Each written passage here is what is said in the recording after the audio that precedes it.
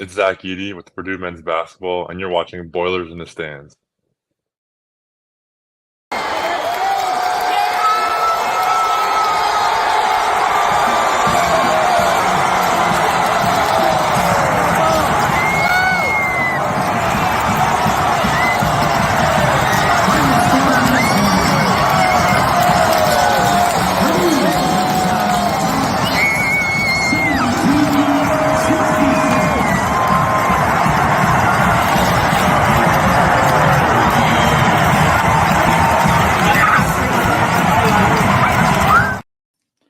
Welcome back to Boilers in the Stands. I am your host, Joe Jackson. Joining me is my co-host, Kraig Bowers, as always.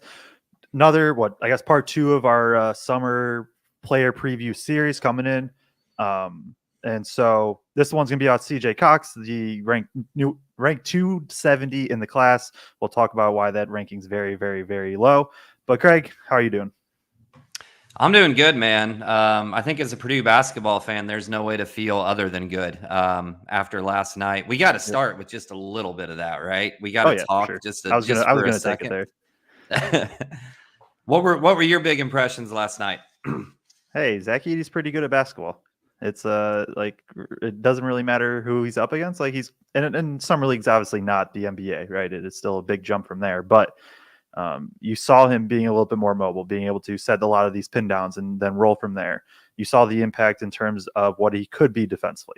Are there going to be, I saw, I wish I remember who said it on Twitter, but it's like 80% of the time, like Edey's going to be fine. Or is there going to be matchups that he's going to get played off the floor? Absolutely. Like it's going to happen, but like he's going to be fine most of the time. And I think you started to see that come through.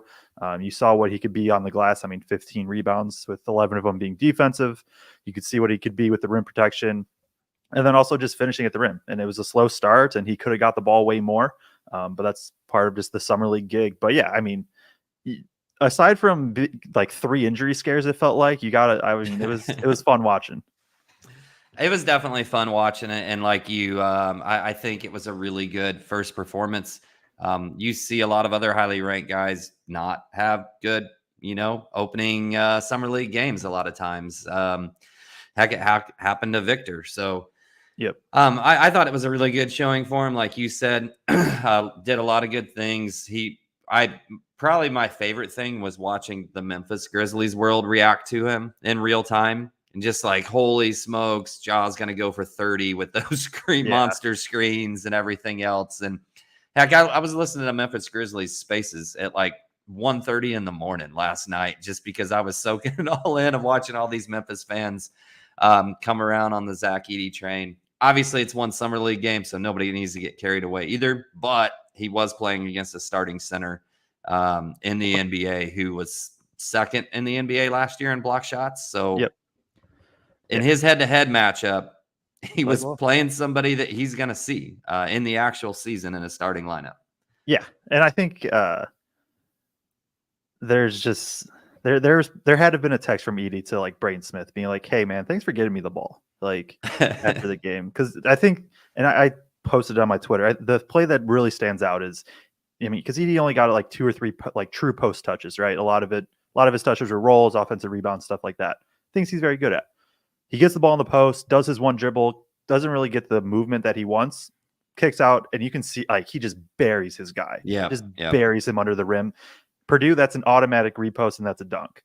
In the summer league for Memphis, it turned into like a 10-foot floater on like the same side that Edey was. That was the one play specifically that really stood out. Was like there's an adjustment both ways. Edey has to adjust to the NBA, like teammates have to adjust to him. I understand it's summer league and guys are kind of playing for their roster spots and all of that too. Like it's not a 1-to-1. Ja Morant is more likely to make that pass than Scottie Pippen Jr. is, but still very good to see. He plays potentially again. I know you kind of from your spaces, you said there's potential he doesn't play. I thought he played so many minutes yesterday. I just figured he'd have a lower workload in general.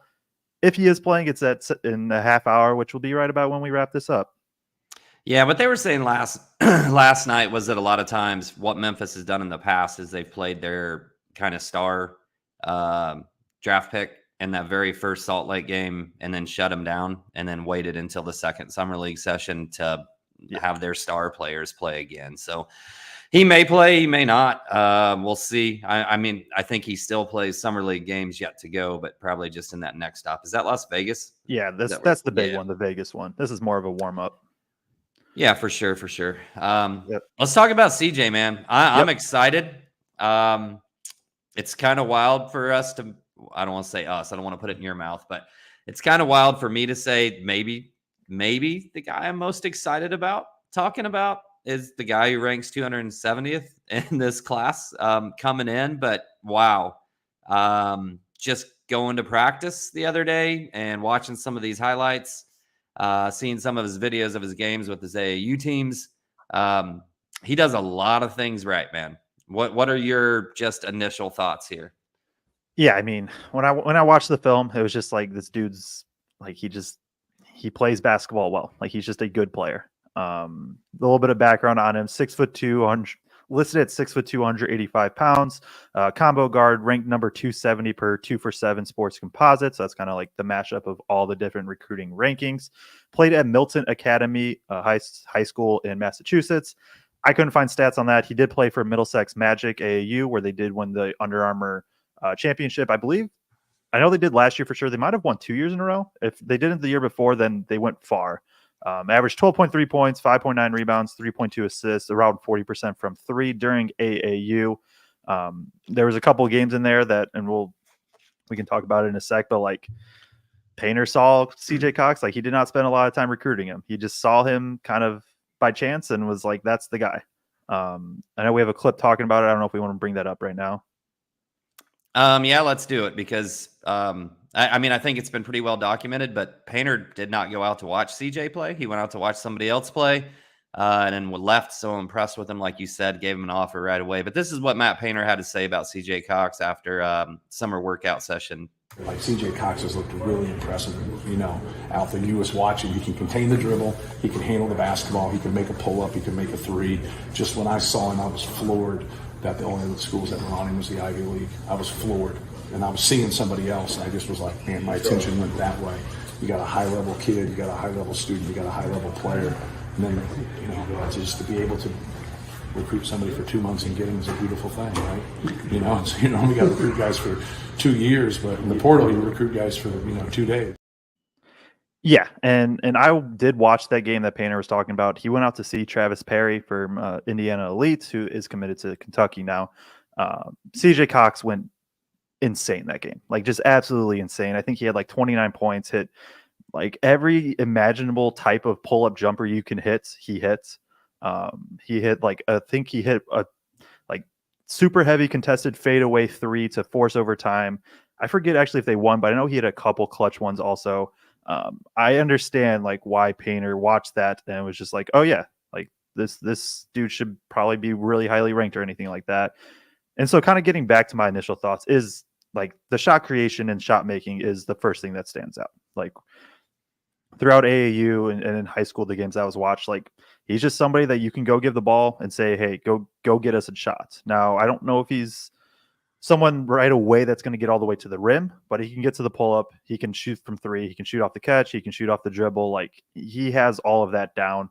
But then there's still very good defensive impact. And I think it's more uncommon to see that from his type of player of like just this high volume, tough shot maker, but like he's a really, really good defender too. Like, I don't know if I would necessarily agree, but if somebody wanted to argue like he's a better defender than offensive player, I wouldn't hate it. And that's just kind of who he is, an all around type player, lots of development still, but that's just kind of where my thoughts are initially. Yeah, no doubt. And I think, in one of those AAU tournaments, there were two big ones that he played in, that Under Armour one that they won and then the Las Vegas AAU tournament. And one of those, he goes for like 29, 26, 27, something like that in 3 different games out there against high level talent. So he's got that in his game to be a high level shot maker, to be a high level scorer. Some of the earlier clips that I watched, it seemed like he was maybe a little passive at sometimes. Then you watch some of these others games that he played in and like hit a different switch and just started taking some ridiculously tough shots and hitting them and just doesn't need very much space. And one thing that I noticed just watching him shoot is his hands are high. Like if that pass comes, his hands are high already, and it does not dip much, and it gets off fast. Yep. And I think that's why he can take so many and hit so many of those shots in tight spaces, because he doesn't need much room, and he can get that thing off so quick. Just kind of as we're talking about that, I guess we, got to watch him at practice the other day, and that 3-point shooting form is pure. It's quick. I don't know. What are your thoughts on him as a shooter? I know you talked about his range that he's added. Yeah, and part of it was in that Vegas tournament. Like some of the shots he hit was crazy deep too. Like he has pretty good range already, off the bounce, off the catch. You can see here the form looks pretty repeatable. It's like sways the feet a little bit, I guess, if we're like nitpicking. But yeah, I'm not a shot doctor by any means, but it looks solid. It looks repeatable. It looks fairly quick. Like that's kind of all you want, especially at a guy his size, listed at 6'2", 6'1", 6'2". Like you need a quicker shot that's repeatable, and he has that. Like he's a good shooter. Yeah, and he doesn't necessarily do it with speed, right? Like he's not Jaden Ivey. He's not going to just blow you away from a speed standpoint. He's more, excuse me, geez, he's more crafty, I think, in the way that he gets his shots. And I know you mentioned this in your Twitter thread. I saw it in practice the other day. I'm really, really mad, Joe. I'm so mad at myself because at the time he missed the shot. So in my head, I was like, well, that video is no good, and I deleted it. But he was dribbling to his right and crossed back over to his left, and whoever was guarding him, I think I remember who it was, but I'm not going to throw him under the bus, kind of started falling backwards off the crossover, and it looked like he was going to go down for a second. It just killed him with the crossover and created a foot or two of space extra than what he might have had. I think that's something that he really has in his game, to help create that space to get his shot off. And he hunts that mid-range, or I don't know if you want to call it a true mid-range, but anything from 8 to 15 feet. He hunts that shot, and he wants it. And there's so few guys out there that seek to take that shot. And, I don't know about you, but immediately my thought, just watching the highlights, but also seeing him in practice the other day, thinking about that 10, 15-footer, 8-footer, whatever, thinking about him if he's playing backup point guard in pick and roll situation, and then thinking about him if he's playing backup too, where they're running that Chicago action, the pin down, and then zoom up to a dribble handoff, where Fletcher would get that and curl right away around the big, and a lot of times had that little 10, 12-footer to take. Man, I could see CJ just feasting on that. Yeah, and that's what he slots into me. We haven't talked about Jakari yet. We'll talk about him within the coming weeks. Like, to me, Jakari's the backup 1 and CJ's the backup 2 more. And it can be a little interchangeable. Side note, in 2 years, when obviously I'm not happy when Braden Fletcher will be gone, but when it is CJ and Jakari's team, that's going to be a fun backcourt because I think they pair together super, super well. But yeah, I think he is more of that off ball of like, even like kind of what Colvin did. Obviously Colvin's way more athletic, but like, I think Cox can run off these handoffs. You can just kind of throw it to him, let him attack a closeout, 1-2 dribble. Cox can run a pick and roll. Like I don't think that'll be like a big chunk of the offense, but if it's late shot clock, 8 seconds, he has the ball, like you can set one for him and it's going to be fine. But yeah, no, I agree with a lot of that. Of just like on offensively, he just seems like this off-ball guy that can run off pin downs, handoffs, all of the stuff that Purdue runs anyways for their shooters. And now he has probably a little bit more playmaking in terms of being able to get to the 10 to 17 feet. Like he'll pull up also, or he'll get to that little floater or short mid range. Like the only thing, I think the biggest thing development wise in terms of throughout the years will be like, what is his finishing at the rim? I don't know if I wouldn't say he's like overly athletic or anything like that. And I don't think he's like overly quick in terms of just like being able to blow by guys. So what does the finishing at the rim look like will be the biggest thing I'm kind of monitoring. But yeah, no, I like a lot of what you said. I guess we'll kind of transition to year 1 impact. We've talked about it probably a little bit with just how we talked, but like, what is your kind of thoughts right now, which is July 9th? Just so we can change our minds, but what's your kind of year 1 impact thoughts for him? I think he gets backup minutes. I think him and Jakari both do. And I think they play pretty soon. It'll be really interesting to me to just kind of watch how that all plays out, because I think Jakari and CJ bring a different defensive presence than maybe what some of the other guards have on this team. I think they're both physical. CJ's got a college-ready body in terms of stockiness and build and all of that type of stuff. He could tone up a little bit more when he gets in the weight room still, but he's got the weight, he's got the size, and he likes to be physical as a defender. You see him kind of get up and body into some people. I saw him harass Braden in practice a couple different times and knock the ball away from him when he was trying to bring it up the court before he really even set up the offense. So I think that's going to get him on the court quickly.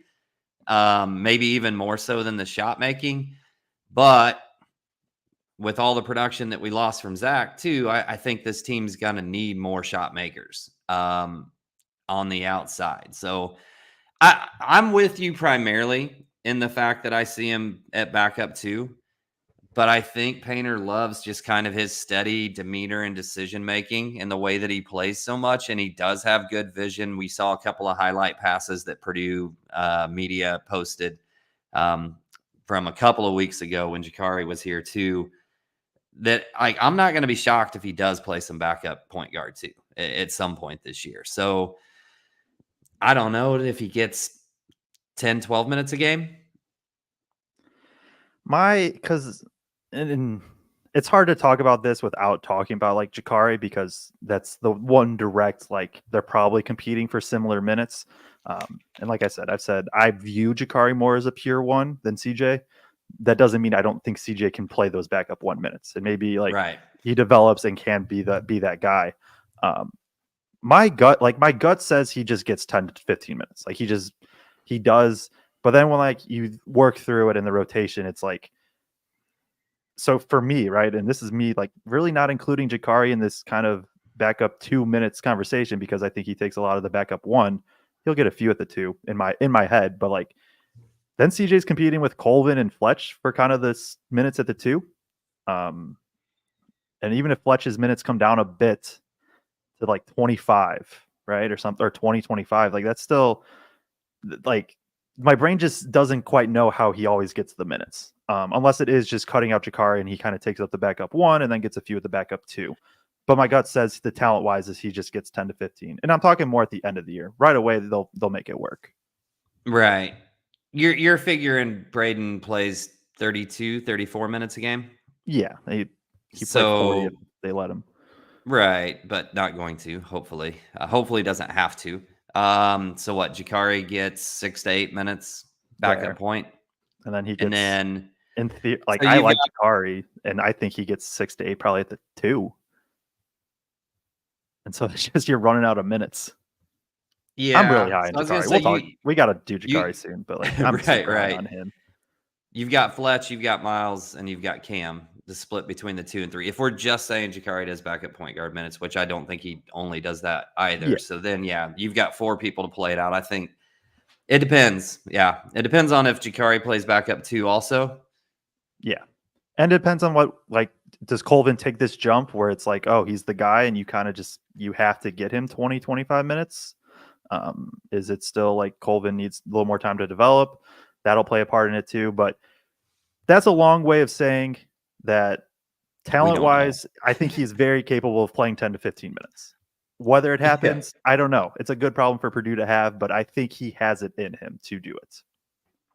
No doubt, no doubt. So give me your player comp. Okay, that's going to relate to Purdue fans listening. So it's a combo of 2. And I'm pulling up the other stats right now, so I'm just quickly like double checking. Yeah, I think that checks out to me.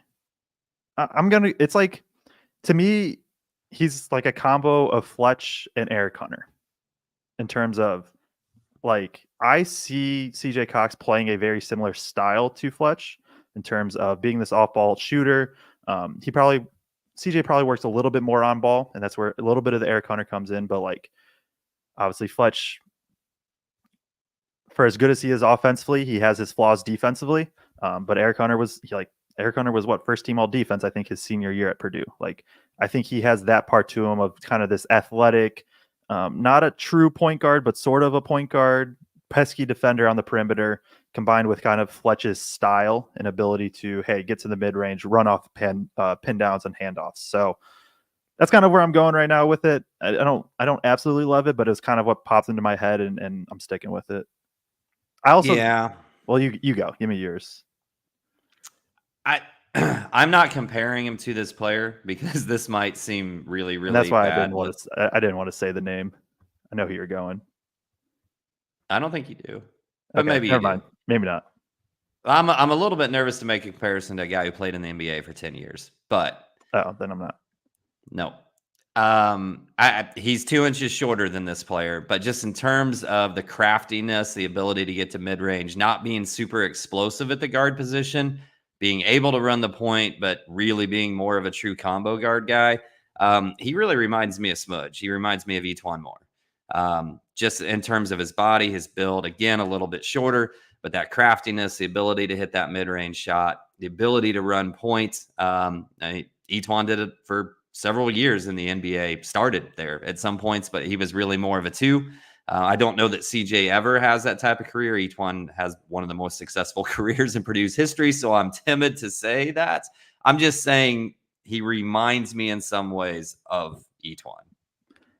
So the name I thought you were going with once you started that, and my bad for cutting you off, and it's just like I don't want to throw the name out, but it's like if everything breaks, like CJ Cox is close to Carson Edwards, who plays defense. Like that's kind of that ceiling of just like this insane shot maker, but his defense is very good. Undersized, not really a true point guard to me, but sort of is point guard and can just light it up.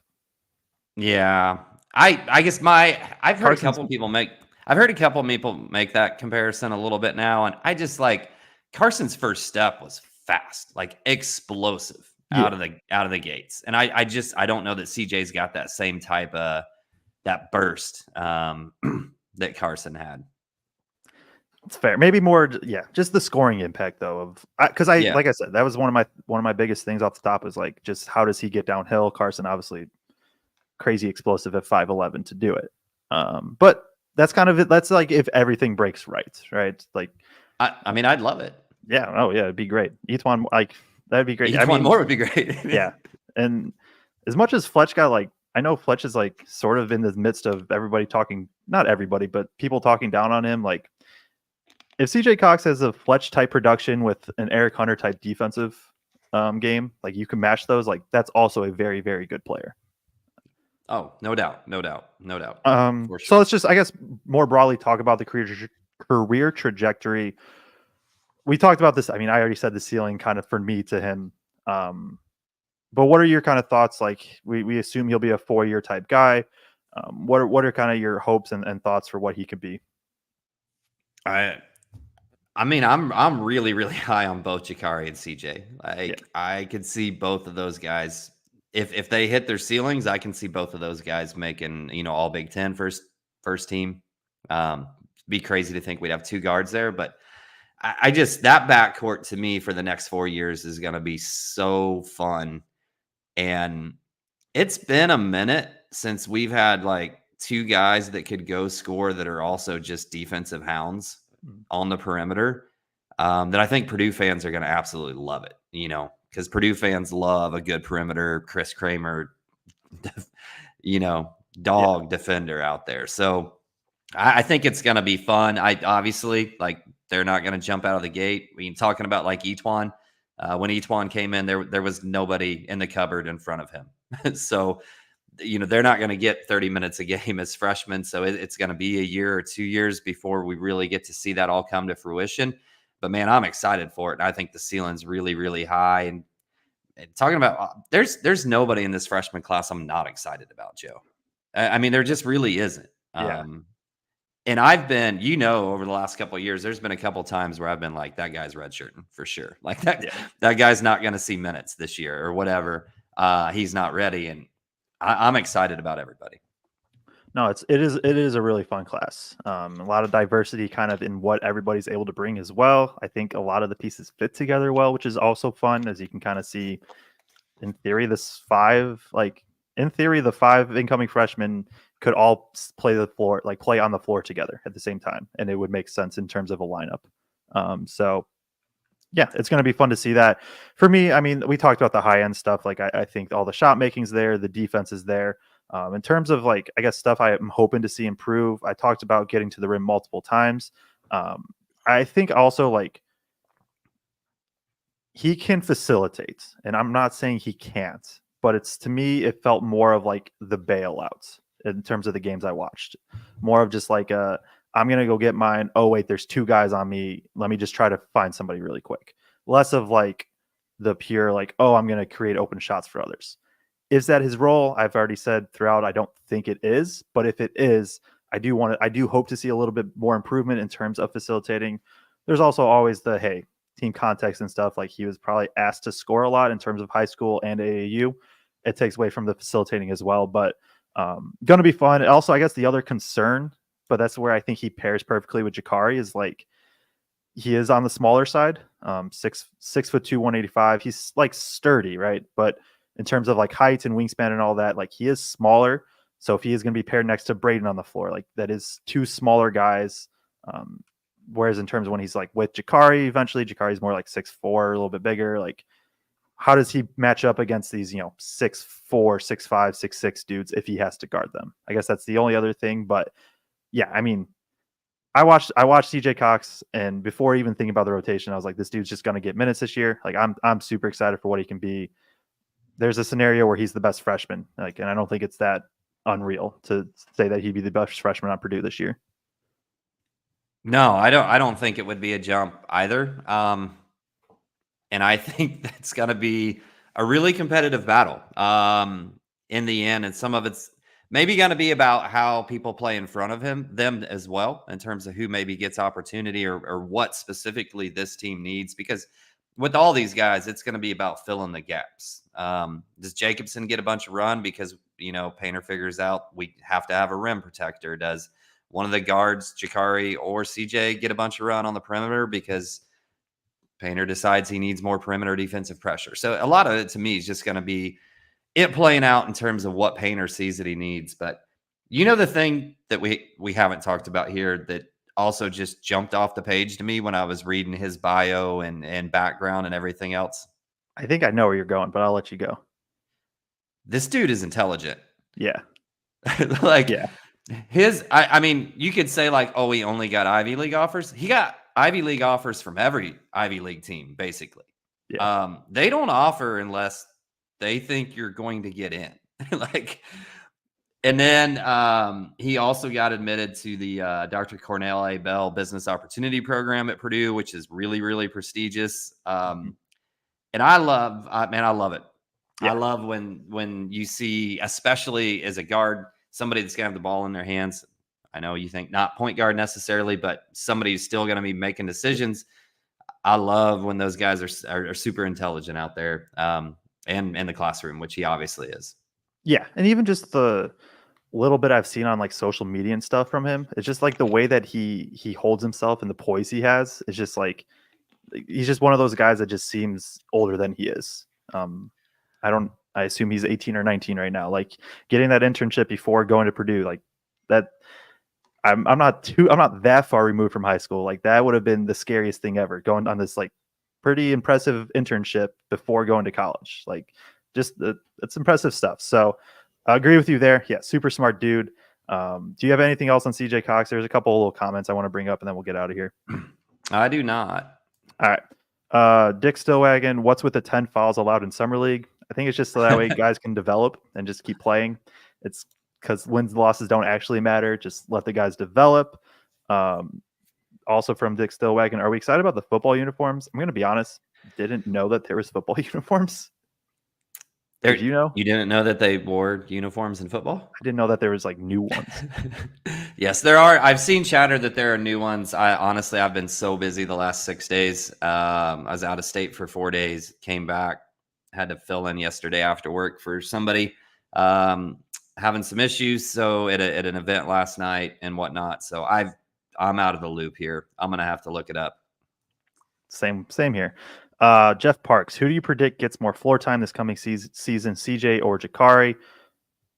like if I was to predict, I'm gonna go Jakari, but I mean it's a toss up to me.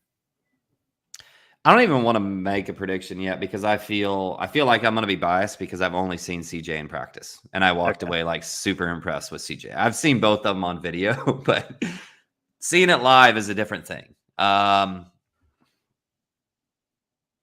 going to say Jakari because I really feel like, I mean, CJ is impressive defensively too, but 6'4" is a different thing and having that defensive intensity. And I really feel like Purdue's going to have an extra shot of that this year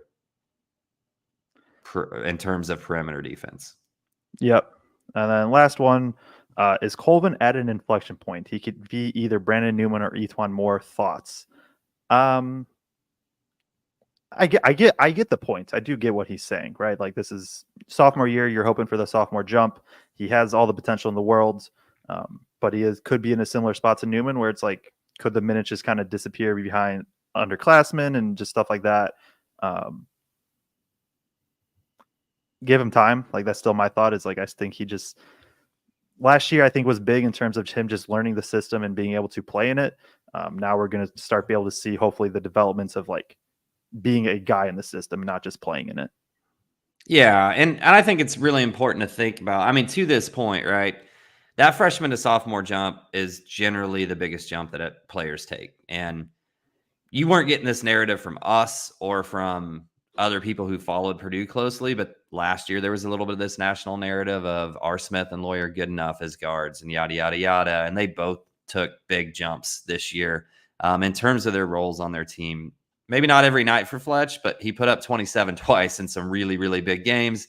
And then obviously Braden made an absolutely massive jump as that point guard role. And, you know, Miles only got so much time last year to really showcase that. So I think to your point that he has the opportunity, and I personally think that he will make a large jump this year. I think his ball handling is a lot better just from what I saw in a little 2-hour session the other day. So I think he's probably going to attack a little bit more off the bounce.